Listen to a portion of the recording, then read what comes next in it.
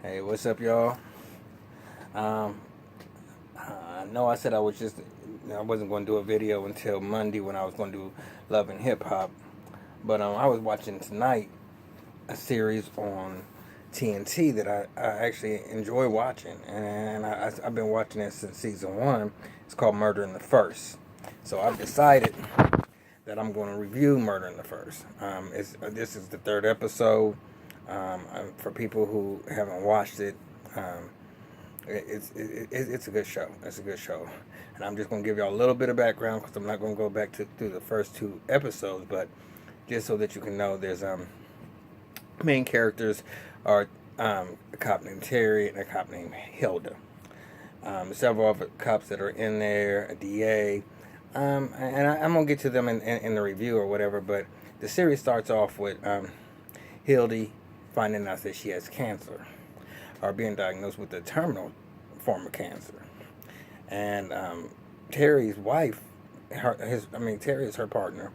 His wife from the first episode died from cancer, and so he's trying to help her through this because she was trying to hide it at first. But anyway, good news is, that she doesn't have cancer. They misdiagnosed her. They got her medical records mixed up with somebody else's. So after all, she doesn't have cancer. But in episode 3, how it starts off, at the end of the last episode 2, Terry and Hildy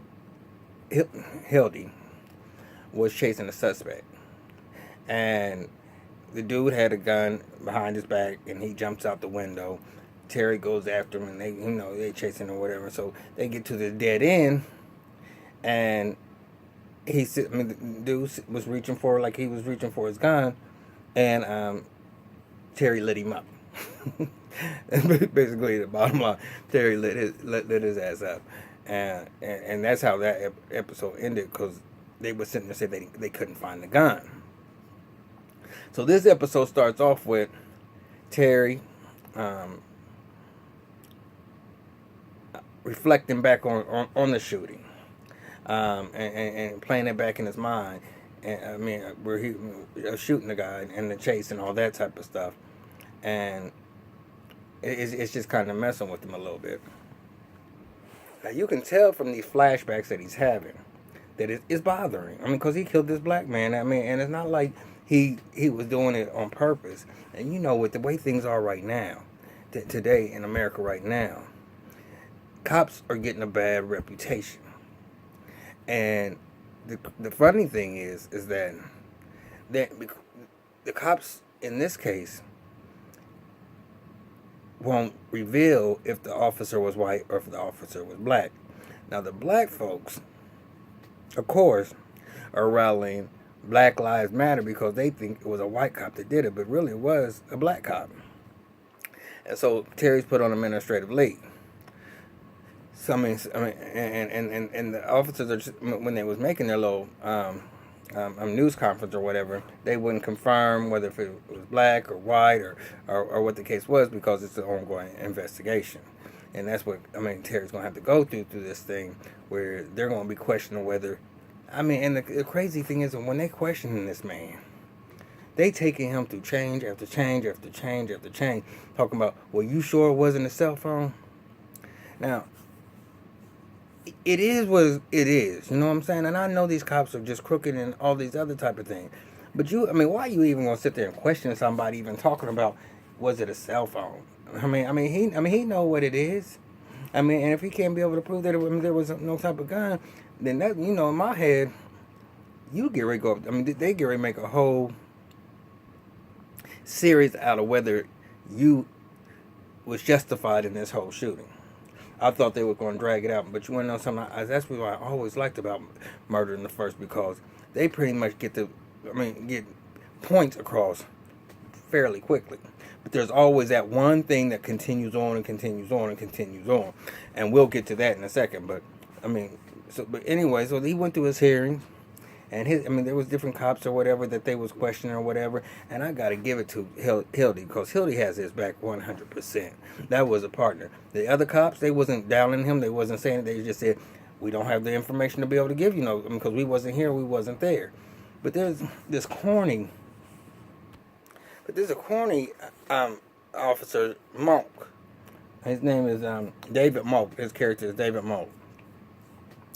And he's a little weird. He was on last season, and he was this prostitute or whatever that was carrying him, using him, and he was letting her get away. He weak. He weak as I don't know what. I don't like his character.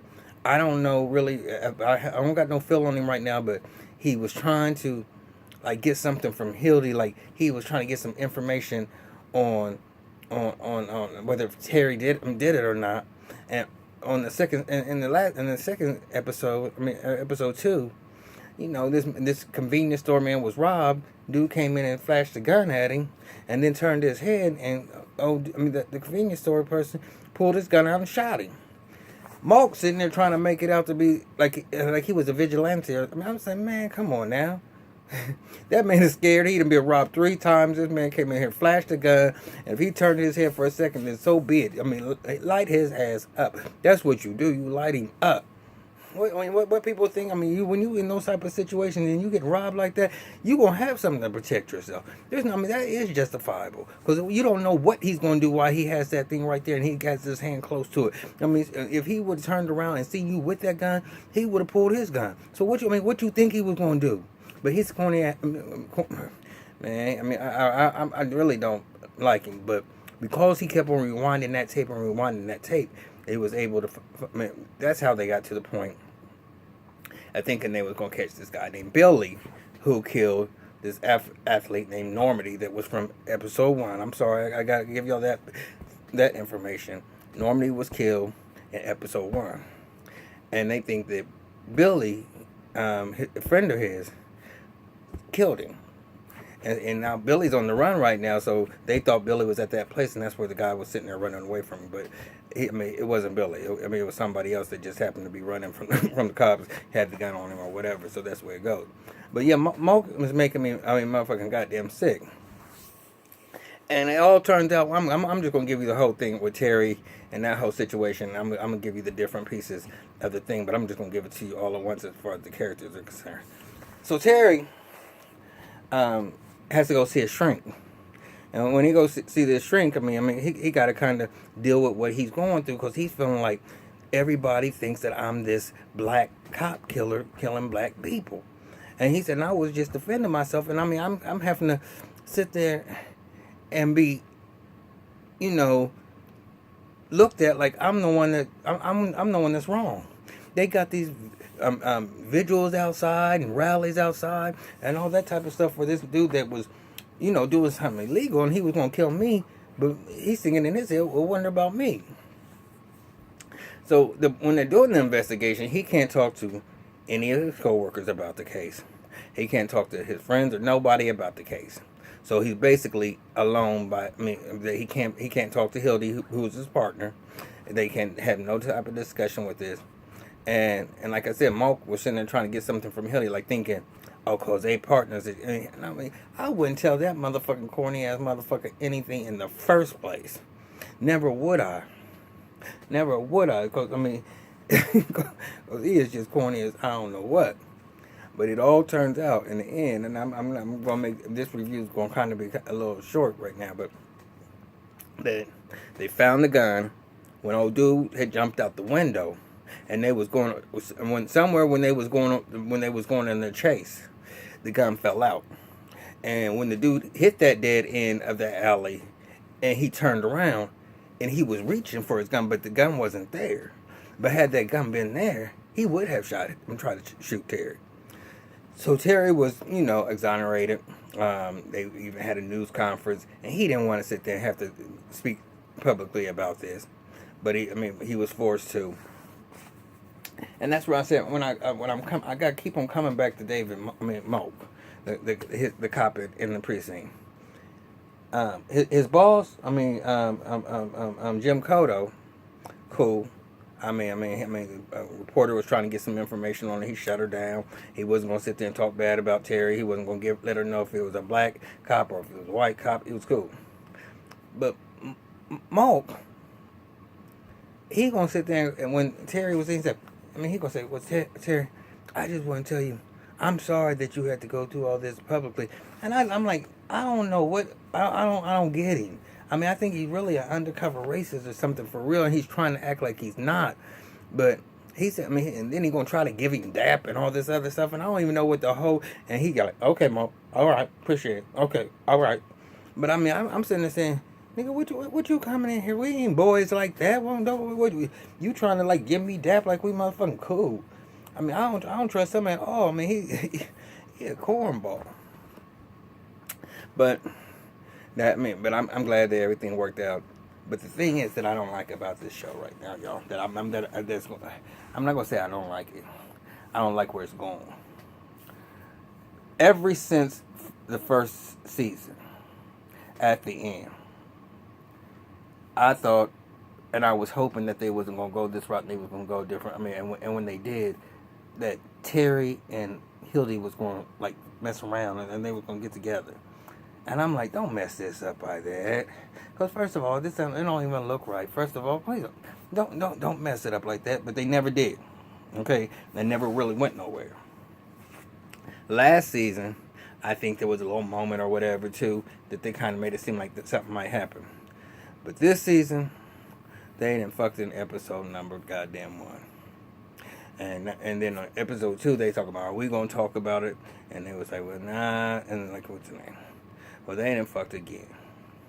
And these motherfuckers are starting to, because once he got cleared and they feeling all good about the whole thing, they start kissing and they motherfucking going for it. And I hope they don't go this route. Because first of all, I'm already seeing the previews of what's going on, and I think it's going to be some issues in the department because they can't really be partners and be sleeping together. But I just hope that I wish that they wouldn't have even made that an option. Give one of them, or both of them, somebody that they're messing with or somebody of love interest, but don't make it the partner. That always complicates things. It's not like they're detectives or like moonlighting or something like that. These are cops. You can't have no cops sleeping together and gonna be no partners. You messing up the whole storyline, man. But that's it. I don't know how y'all feel about that, but that's the only part I don't really like where they're going with it. But then we got that DA. Scaletti. Episode 1, him and his wife was at this dinner party. Now this man that screwed on his wife over and over and over again. I'm telling you, there's something about him that I had never liked him from season 1 or 2. I never liked his whole attitude and how he just thinks. Anyway, they're at this party. He getting drunk, tore up. Now, they riding home. Him and his wife was arguing. She done found out about another bitch that he was fucking.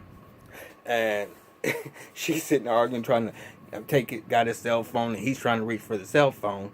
And he slams this Puerto Rican, I think she was Puerto Rican, woman, and kills her.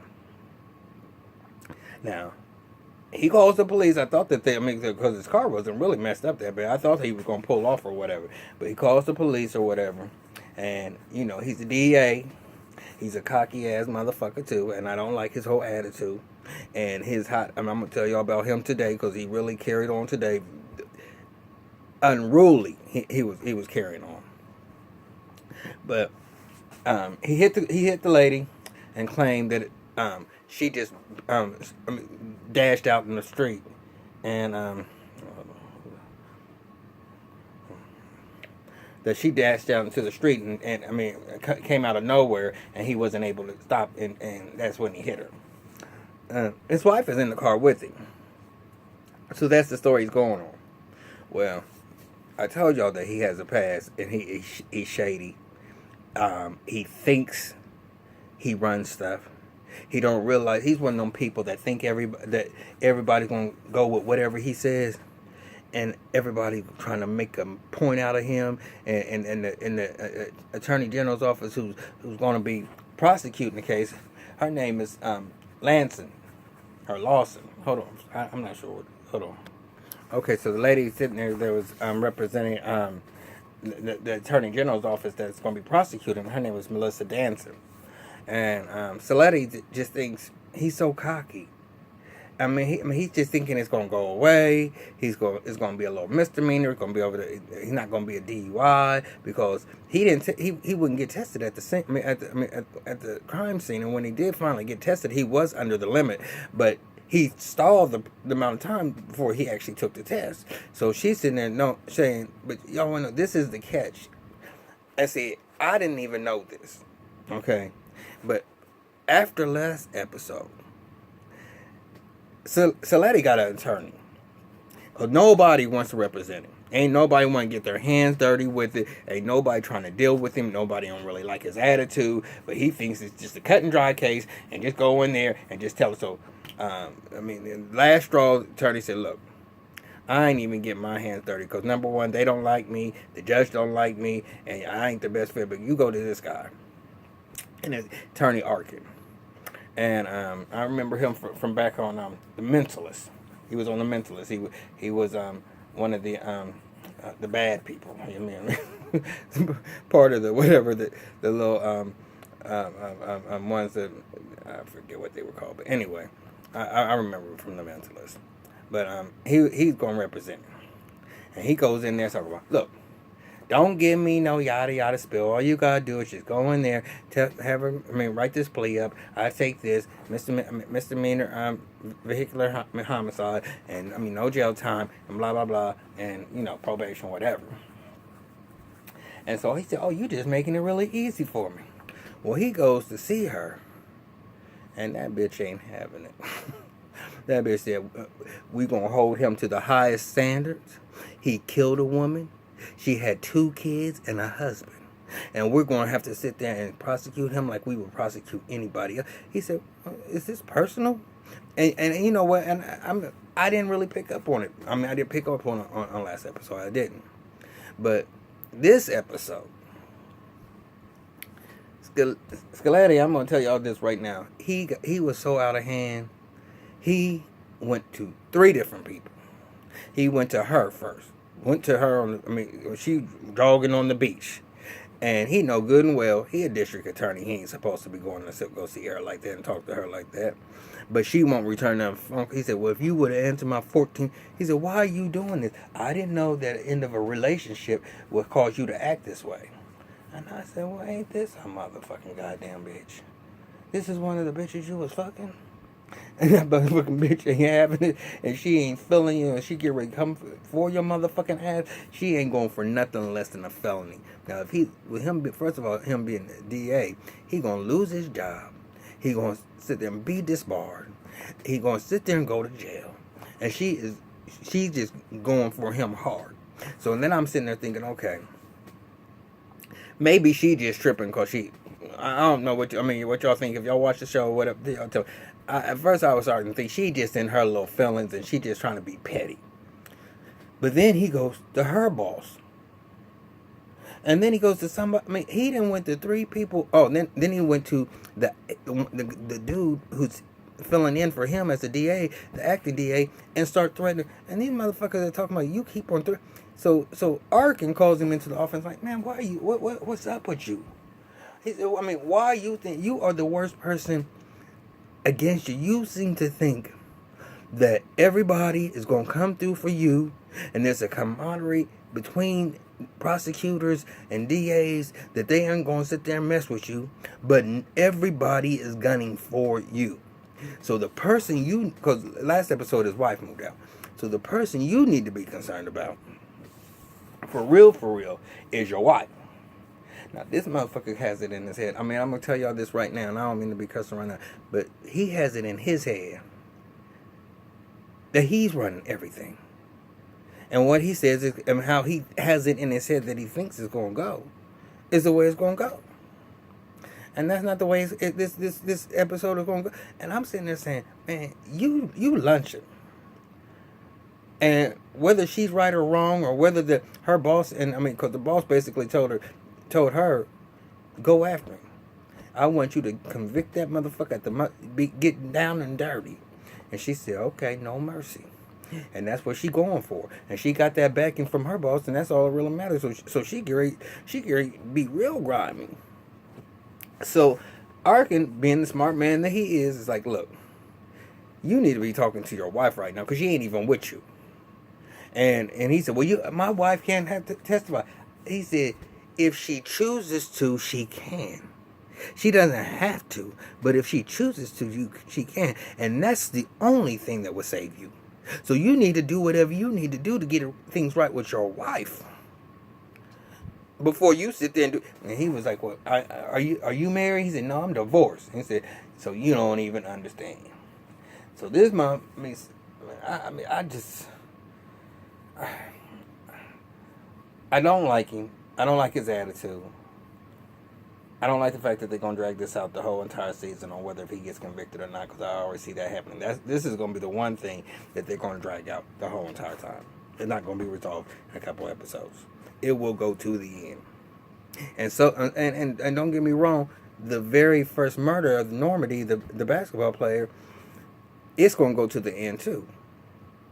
But there's different milestones that are happening that are at least making that progress where you be like, okay, I can see where y'all going. Okay, y'all got it. But this Scaletti mess, they gonna drag this mess out because I'm at the point now. I don't care if you don't have your license anymore. You know, you don't want to see nobody where they can't work no more or have no felony or whatever. But man, you did hit that woman. You have no remorse for her. Everybody's sitting there saying you worried about you. I ain't heard you say not one thing about how her family's feeling or that you're sorry for her. So he goes to go see the wife because the wife went to her sister's house. And the sister like, motherfucker, no, she don't want to see you. He don't want to see, his son don't want to see you. And I told her a long time ago to leave your lying, cheating, sorry ass. And he said, well, won't you just slam the door in my face? And that bitch slammed that motherfucking door right in his motherfucking face. So he go down to the car and he losing it. Because I think he really actually realizing that things are falling apart. And he don't know it. So the wife comes out there, and she was like, the wife is messed up behind it, because the wife was in the car. Now the wife sit there and said something today, which is actually false, because I seen the first episode and I seen when they had the accident. Them airbags popped them right in the face, so they couldn't see nothing until they seen that woman on the ground. But she was talking, I can still see her when she sit there and hit the windshield. No, baby, you couldn't see her when she hit that windshield because them motherfucking airbags was all in your motherfucking goddamn face. Y'all was stunned, and I've been in a car with the airbags going on, and I know how stunned you can be. You can be like, what the fuck just happened?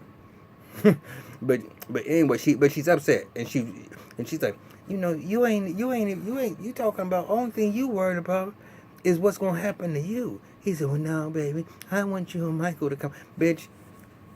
You done cheated on this motherfucking bitch. But you wanna know something? When you have to say something that you gotta say, you gonna say it. And I think all she wanted to do was hear him for once. And it be sincere and not no fake me out. To actually have sincerity in his voice about that he might be sorry. And I don't know if she's going to go back with him or not, because it kind of left with them in the car, and she didn't say she was going to go with him. I think she's going to put him on timeout just a little bit longer, but I don't know what she's going to do. I wouldn't be mad at her one way or the other, because I don't like his whole fucking attitude. He has dogged her out all these years, and he just ain't, he has not had any respect for him at all. But in this episode,